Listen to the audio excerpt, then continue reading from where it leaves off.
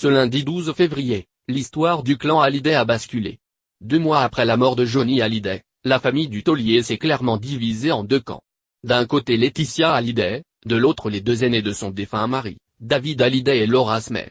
La cause de cette scission, c'est le testament de Johnny Hallyday, dans lequel il déshérite totalement ses 2 premiers enfants au profit de son épouse.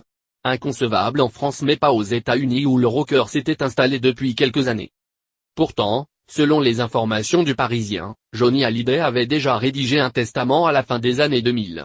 À l'époque, le quotidien affirme que le document tombait sous le coup de la loi française, et non américaine comme c'est le cas du testament que contestent ce lundi Laura Smith et David Hallyday. C'était un testament équitable se souvient même l'un de ses proches. Johnny et Laetitia avaient signé une donation au dernier vivant.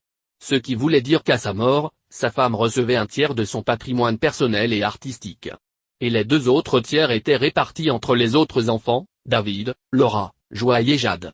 Un document devenu obsolète depuis? Pas forcément.